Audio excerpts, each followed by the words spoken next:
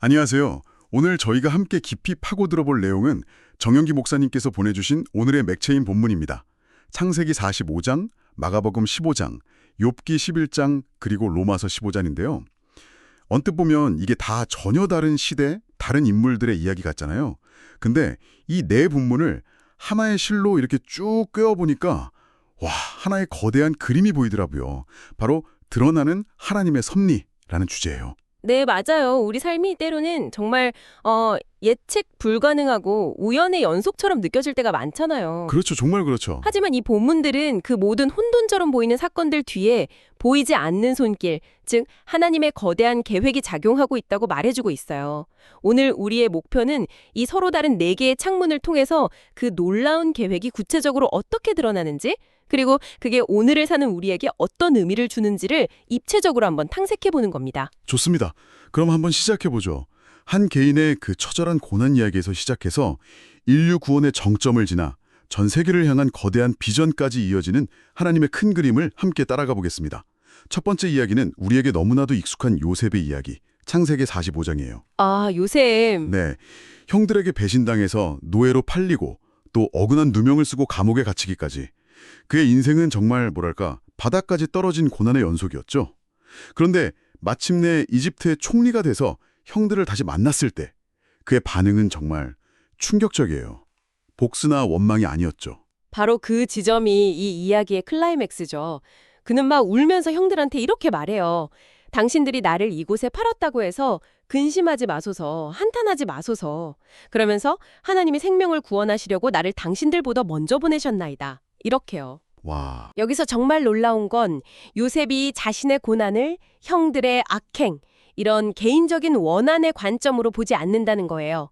대신에 하나님의 생명 구원 계획이라는 훨씬 더 거대한 관점으로 자기 삶 전체를 다시 해석하고 있는 거죠. 그게 참 대단한 것 같아요. 아니 말은 쉽지만 그 끔찍한 배신과 고통을 겪은 당사자가 어떻게 그런 관점을 가질 수가 있었을까요? 보통은 니들 때문에 내 인생이 망가졌어 라고 생각하는 게 뭐 당연한 반응 아닐까요? 그렇죠. 그래서 요셉의 고백이 더욱 빛나는 거예요. 이건 단순히 긍정적으로 생각하자 이런 차원이 아니고요. 자기 인생에 일어났던 모든 점들을 연결해보는 어떤 영적인 통찰인 거죠. 노예로 팔려간 사건, 보디발 아내에게 누명을 쓴 사건, 감옥에서 잊혀졌던 그 세월. 그 모든 조각들이 당시에는 이해할 수 없는 고통이었겠지만 결국 총리가 돼서 굶주린 가족과 온 나라를 구원하는 마지막 그림에 이르자 그 모든 흩어져 있던 조각들이 완벽하게 제자리를 찾아가는 걸 본 거죠. 마치 거대한 테피스트리를 뒤에서 보면 온통 실밥뿐이라 엉망진창처럼 보이잖아요. 네네, 그렇죠. 그런데 앞에서 보면 아름다운 그림이 완성되어 있는 것과 같아요. 요셉은 마침내 그 그림의 앞면을 보게 된 거죠. 와, 테피스트리 비유가 정말 확 와닿네요.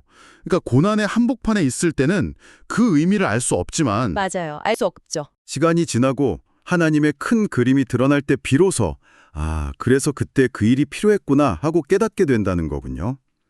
고난을 원망의 대상이 아니라 더 큰 목적을 위한 통로로 이해하는 것. 이것이 섭리를 경험하는 첫 번째 방식이네요. 자, 그럼 요셉이라는 한 개인의 고난에서 시선을 옮겨서 인류 역사상 가장 중심이 되는 고난의 장면으로 넘어가 볼게요. 바로 예수님의 십자가, 마가복음 15장입니다. 이 장면은 세상의 눈으로 보면 그야말로 완벽한 실패잖아요. 맞아요. 완벽한 실패이자 무력함의 극치죠. 로마 군인들의 조롱과 멸시 속에서 가장 수치스러운 형태로 죽어가는 모습이니까요. 심지어 예수님 자신도 엘리 엘리 라마 사박다니, 즉 나의 하나님, 어찌하여 나를 버리셨나이까? 라고 절규하셨어요. 하나님으로부터 버림받은 듯한 그 깊은 고통이 느껴지는 외침이죠. 그런데 바로 그 절망의 정점에서 정말 기이하고 놀라운 일이 일어나요. 성소의 휘장이. 네, 성소의 휘장이 위에서부터 아래로 찢어져 둘이 되죠. 이 휘장이 찢어진 사건, 이게 그냥 특이한 현상 정도로 볼 게 아니라고 들었어요. 당시 유대인들에게는 이게 엄청난 충격이었을 텐데요. 그 의미를 좀 더 깊이 설명해 주실 수 있나요? 물론이죠. 이건 정말 중요한 지점이에요. 먼저 그 휘장이 어떤 것이었는지 상상해 볼 필요가 있어요. 그냥 얇은 커튼이 아니거든요. 아, 그런가요? 네. 역사가 요세푸스의 기록에 따르면 높이가 20m에 가깝고 두께는 사람 손바닥만큼이나 두꺼운 엄청나게 거대한 직물이었어요. 와, 20m요? 네, 사람의 힘으로는 도저히 찢을 수가 없는 거죠. 그런데 그게 위에서 아래로 찢어졌다는 건 이게 자연현상이나 인간의 소행이 아니라 명백히 하나님의 직접적인 개입임을 보여주는 신호예요. 그렇군요. 물리적으로도 엄청난 사건이었네요. 그렇다면 그 상징적인 의미는 뭔가요? 그 휘장은 지성소, 즉 거룩하신 하나님이 임재하시는 곳과 죄 만인 인간의 공간을 가로막는 장벽을 의미했어요. 1년에 단 한 번 대제사장만이 두려움 속에 들어갈 수 있었던 곳이죠. 그런데 그 장벽이 하나님의 손에 의해 위에서부터 완전히 찢겨 나갔다는 건 이제 예수님의 죽음을 통해 하나님과 인간 사이를 가로막던 죄의 장벽이 완전히 허물어졌다는 선언이에요. 아, 십자가의 죽음이 실패가 아니라 우리를 구원하시려는 하나님의 섭리가 마침내 완성되는 위대한 승리의 순간이었던 거죠. 와, 정말 관점의 전환이네요. 가장 깊은 어둠과 절망의 순간이 사실은 가장 위대한 빛과 희망이 시작되는 순간이었다는 거군요. 하지만 잠시 제자들의 입장에서 생각해보면요. 그들은 이런 신학적인 의미를 몰랐을 거 아니에요. 전혀 몰랐죠. 그들에게는 그냥 사랑하는 스승의 끔찍한 죽음이었고 모든 희망이 끝나는 순간이었을 텐데 그들의 절망과 하나님의 섭리라는 거대한 계획 사이의 간극이 너무 커 보여요. 정말 예리한 질문이에요. 그 간극이야말로 우리가 믿음의 신비를 이해하는 핵심이에요. 제자들의 절망은 너무나도 현실적이고 인간적인 반응이었죠. 그들은 섭리의 완성이라는 큰 그림을 보지 못했어요. 하지만 하나님께서는 그들의 절망 속에서도 당신의 계획을 이루고 계셨던 거예요. 아, 찢어진 휘장은 어떻게 보면 부활의 아침이 오기 전에 미리 보여주신 스포일러 같은 거였어요. 지금 너희 눈에는 실패처럼 보이지만 이것이 바로 새로운 시작이다라는 하나님의 메시지였던 거죠. 요셉의 고난이 한 가족과 민족을 구원하는 통로였다면 예수님의 십자가는 온 인류를 구원하는 완성, 그 자체, 즉 섭리의 정점인 셈이에요. 이제 조금 다른 관점에서 섭리를 살펴볼 시간인데요.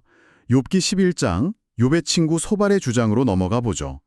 사실 욥기는 전체적으로 친구들의 주장이 틀렸다는 쪽으로 흘러가는데 이 부분에서 우리가 어떤 통찰을 얻을 수 있을까요? 네, 그게 바로 욥기를 읽는 묘미이자 어려움이죠. 소발은 극심한 고난 중에 있는 욥에게 이렇게 말해요. 하나님께서 너로 하여금 너의 죄를 잊게 하여 주셨음을 알라.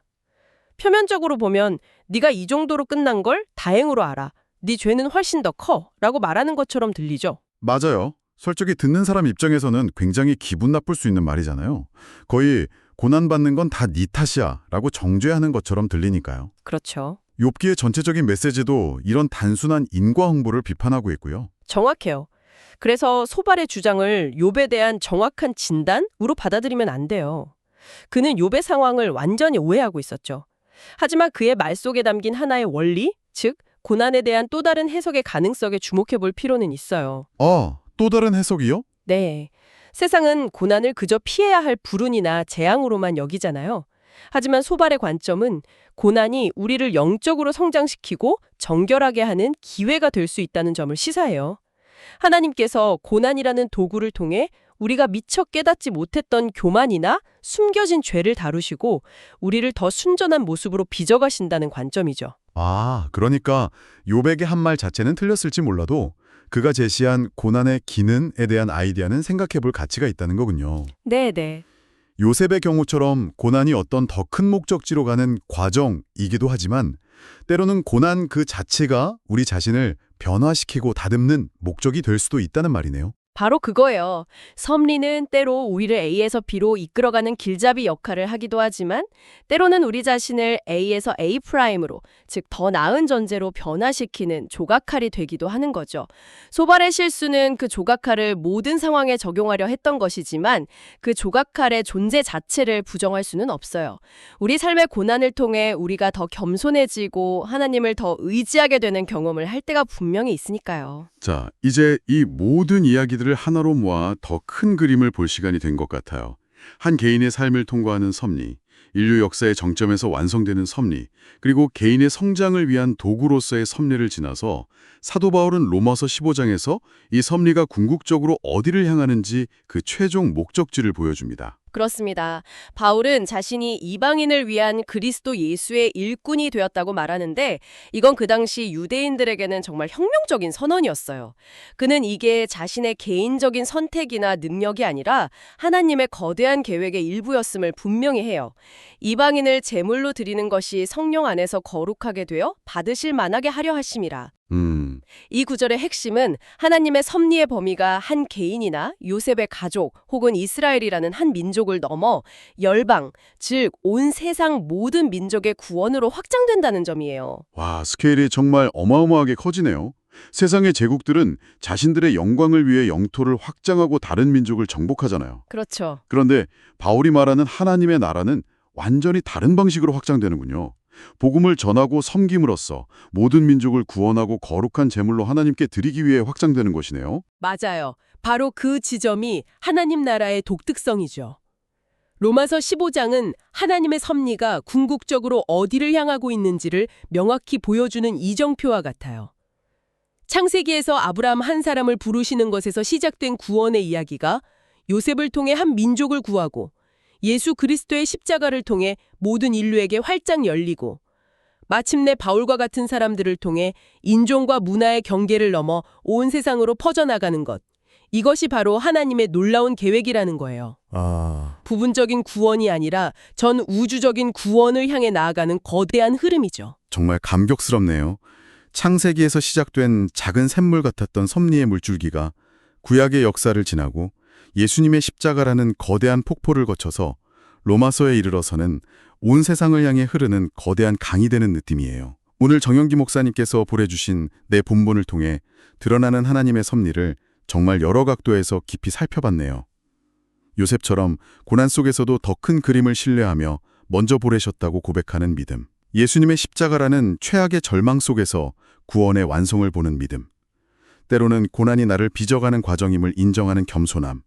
그리고 마침내 그 모든 섭리가 온 세상을 향한 하나님의 사랑임을 깨닫고 그 계획에 동참하는 삶. 이 모든 것이 섭리를 믿고 살아가는 사람의 모습이겠네요. 맞습니다. 이 내 이야기는 결국 하나의 강력한 메시지를 우리에게 전해주고 있어요. 당신의 삶은 결코 우연과 실수의 파편들이 아니라는 것. 때로는 이해할 수 없고 너무나 고통스러워서 외면하고 싶은 그 모든 조각들조차도 결국에는 하나님의 선하신 손 안에서 하나의 거대한 그림, 그분의 아름다운 계획을 이루어가고 있다는 사실입니다. 오늘 나눈 이 4가지 관점을 마음에 품고 한번 생각해 보시면 좋겠어요. 지금 당신의 삶에서 도무지 이해할 수 없는 사건이나 고통스러운 관계 혹은 막막하게 느껴지는 상황이 있나요? 어쩌면 그 혼돈의 조각이야말로 훗날 당신의 삶이라는 테피스트리에서 가장 중요한 무늬를 만들어내는 실이 될지도 모릅니다. 그리고 마침내 하나님께서 나를 이곳에 먼저 보내셨다고 고백하게 될 바로 그 지점일지도 모릅니다.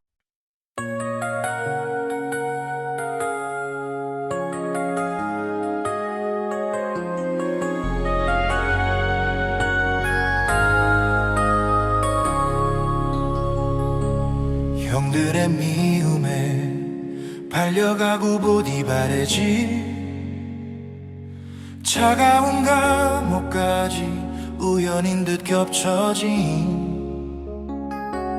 고난의 세월 요셉은 견뎌내었네. 마침내 총리가 되어 떨고 있는 형제들을 마주한 날 원망 대신 터져 나온 고백.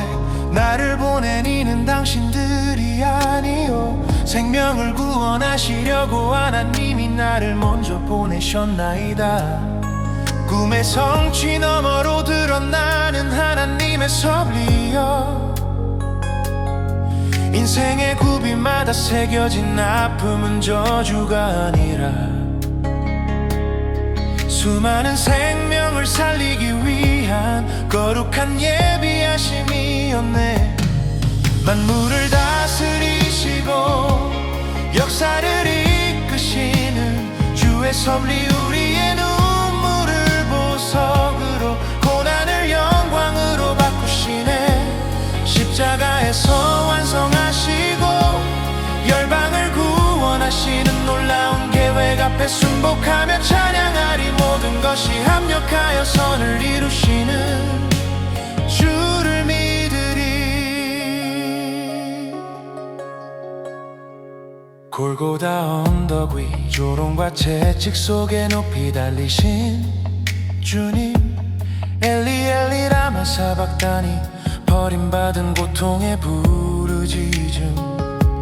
세상은 실패라 말하고 어둠은 승리를 노래했으나 성소의 휘장이 찢어지며 생명의 길이 열렸네. 섭리의 완성이신 예수 그리스도의 죽음은 죄인 된 우리를 살리시는 하나님의 가장 깊은 지혜, 십자가의 그늘 아래서 우리는 영원한 생명을 얻고 완성된 구원의 섭리 속에 참된 평안을 누리네. 만물을 다스리시고 역사를 이끄시는 주의 섭리, 우리의 눈물을 보석으로 고난을 영광으로 바꾸시네. 십자가에서 완성하시고 열방을 구원하시는 놀라운 계획 앞에 순복하며 찬양하리. 모든 것이 합력하여 선을 이루시는 주를 믿으리. 하나님의 오묘함을 네가 어찌 능히 길량하랴. 소발의 외침 속에 담긴 죄를 처리하시는 섭리여. 때로는 징계로 때로는 아픈 고난의 채찍으로 우리 안에 숨은 죄를 씻기시고 정결케 하시나니 하나님이 너의 죄를 잊게 하셨음을 기억하라. 그 깊고 높은 지혜 앞에 내 고집을 내려놓고 나를 새롭게 빚으시는 주님의 손길에 순종하리. 이방인을 제물로 드려 성령 안에 거룩하게 하시는 주 바울의 가슴에 불타오른 궁극적 열방 구원의 비전. 유대인의 하나님을 넘어 온 땅의 주님이 되시려 미리 기록된 말씀대로 열방이 주를 찬양하게 하시네.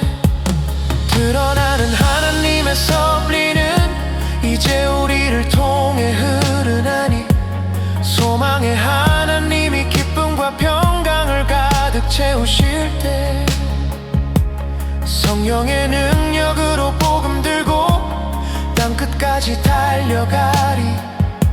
이것이 섭리의 끝, 하나님 나라의 완성이라네.